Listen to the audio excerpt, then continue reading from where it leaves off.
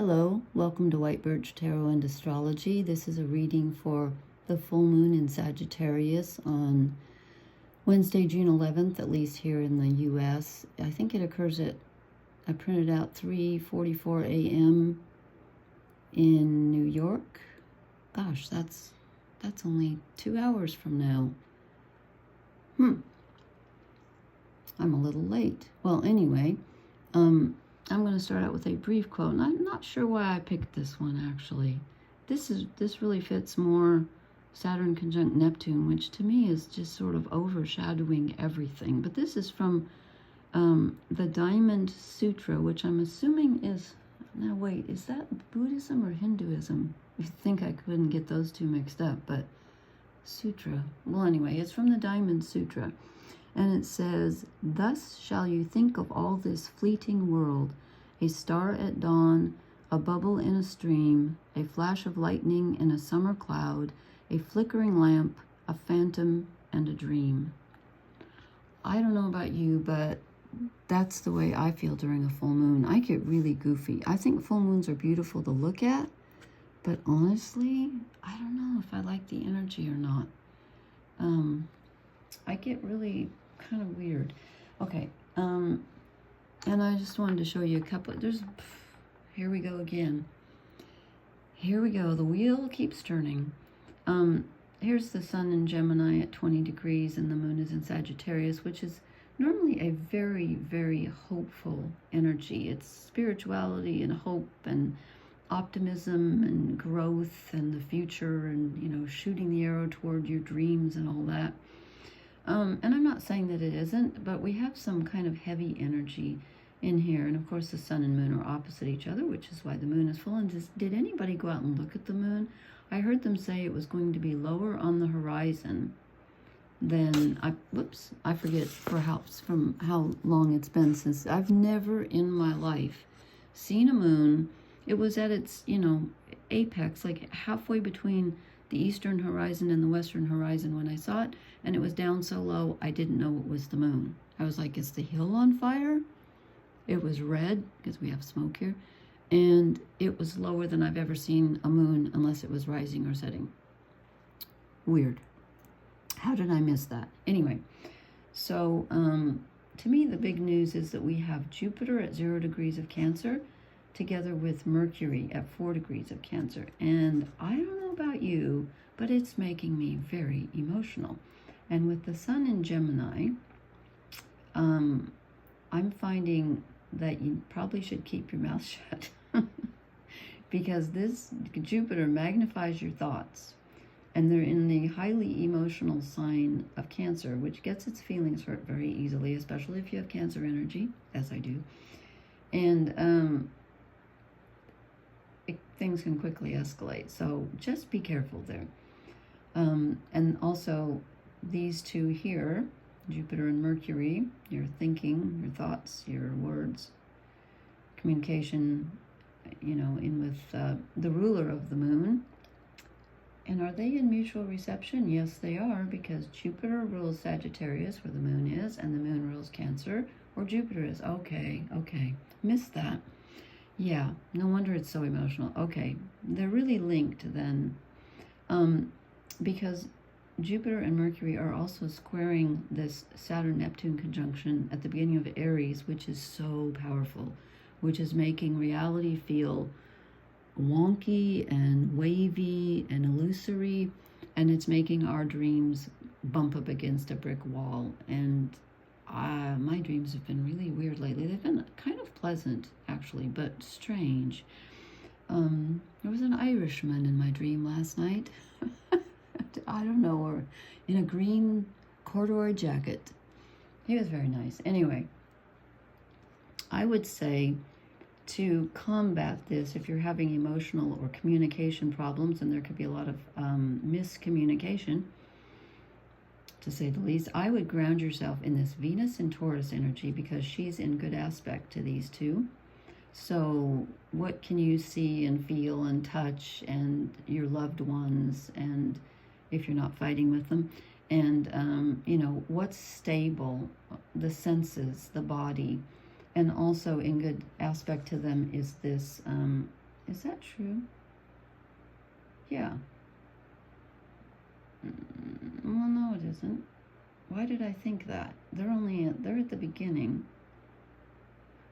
Why was I thinking, oh, I'm sorry. It's, I was like, wait a minute, that doesn't really make sense. Mars is trining the moon, which is very powerful.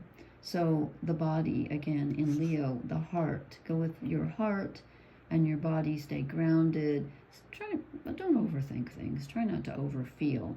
But, there is some hope here, and it comes in through the physical and through what we love and what we can touch. And Leo Leo rules the heart. So go deep, go into your heart, and ignore all this, if other stuff is saying, yes, but he said this and she did that. Because again, they are squaring the very powerful conjunction of Saturn and Neptune, which I was reading about online tonight. I'll talk about that some other night, more about that, because it's going to be ongoing. And I'm no longer advertising for Lubriderm because they changed my formula. So now I'm advertising for it. I'm not literally advertising for anybody. I'm kidding. But they changed my formula and I didn't like it. Okay.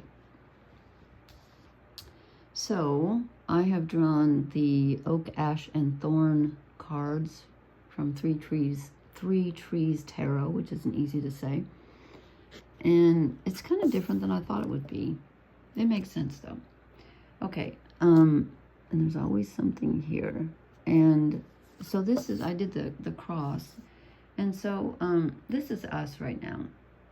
And we are confused about what we desire, which again doesn't surprise me because of Neptune and Saturn together at the beginning degrees of Aries.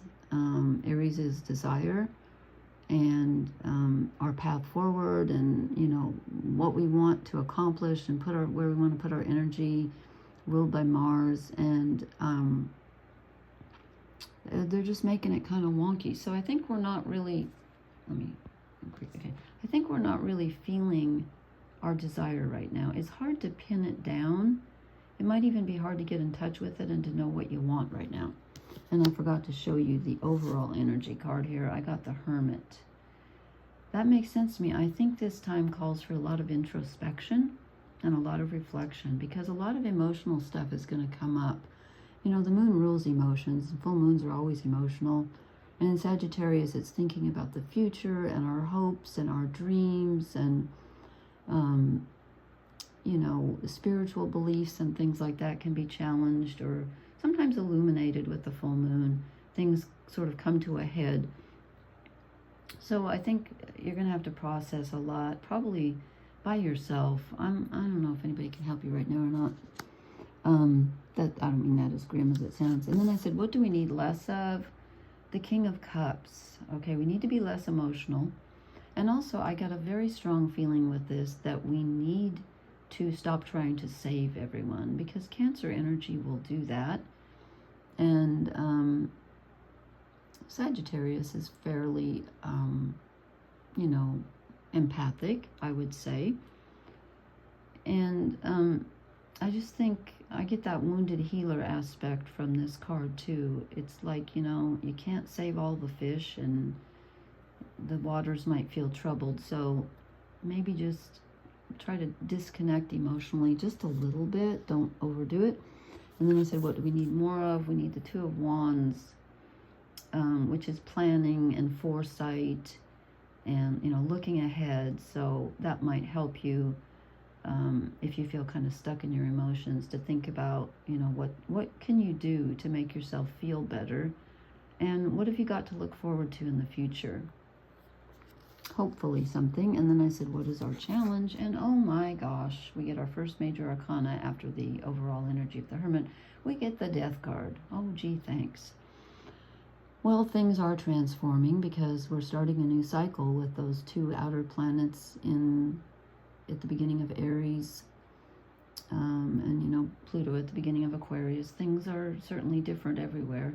So it's about embracing change and transformation and letting go of the old and knowing that something new will take its place. And our overall blessing energy is the star, which is perfect for a full moon in Sagittarius, because the star is about hope and what guides us, and Sagittarius rules our belief systems and what we have faith in. So we need to have faith in our faith, which isn't always easy to do. But we have that ability right now to get in touch with that.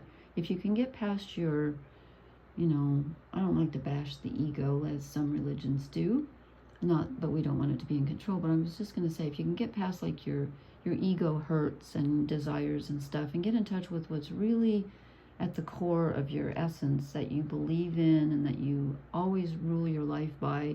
And again, you can probably find that by going deep in your heart. I don't think the heart lies, do you? The mind does, certainly, and the emotions do, but I don't think the heart does. Okay, then I drew 3 shadow cards, because why not? I said, what do we need less of? What do we need to let go of? What's hindering us? 10 of Wands. We are overburdened. Well, only you can drop those burdens, I guess. Sometimes you can't, but you can try. And then 4 of Cups. So you can, with that Cancer energy, with Jupiter there magnifying everything, if something negative does happen or something sad comes along, you can kind of wallow in it and get stuck there. And that's what the 4 of Cups is. It's being stuck in an emotion that you're not really crazy about. And I've had a sad song going through my head all dang day, and I can't get it out. And I love the song, but I don't want to hear it anymore. It's sad. So don't get stuck in your emotions. And the other thing, what are we not seeing, is that the wheel turns, and we're not going to be like this forever. The world's not going to be like this forever. Hopefully the governments aren't going to be like this forever. The wildfires will hopefully go out and things will turn in our favor. After all, this full moon is ruled by Jupiter, the god of luck and opportunity. So it looks like we have that opportunity to tune in to our whatever we have faith in. It looks like the wheel's going to turn in our favor. I hope. I think. And then I drew a couple of oracle cards just to see. And I got come to the edge. I feel like we are being called to come to the edge. And I marked this page because I always like to read the keywords. And I did not mark that page. Here it is. The keywords are courage, taking a leap of faith, overcoming fear, and accepting risk. And it says, fear is leading the way into places you don't need to go. Most of what you fear at the moment is an illusion stemming from an old belief that isn't even true. Now is a time for courage. You will not be lost at sea. You will not watch everyone else get what you want while you are left alone and unloved. Oh, the drama of it all. Okay, so it's taking a risk, coming to the edge, challenging your old beliefs. Full moon in Sagittarius. Let's look at something new. And then this is very similar to the death card. I get regeneration. I love this card. It's so pretty. There's a flower in the middle. And this one, pretty much what I just said. The keywords are rebirth, second chances, and new opportunities. Second chances are available to you now. Whatever opportunities you thought were dead are now revived in a more authentic, stronger form. Whatever you may have perceived as a failure or loss is now being replaced by something better and more powerful growing in its place. Not the flowers that my long guy cut down. They're not growing in its place. Oh, okay, never mind. It says, endings come in many forms, and now is the time to stop holding on to what must die so that something better can take its place. Let whatever isn't working in your life die. Don't be afraid to face the facts. There's no need to struggle or grieve. Whatever your query, let it go. You're about to be reborn. Okay, I guess we are, because we get the death card, which is definitely transformation and rebirth, and the star. So, okay. Let me know if you're finding this as challenging as I am. Let me know how this resonates, and please hit the like, share, and subscribe buttons, and I will talk to you later. Thank you for listening. Blessings. Good night.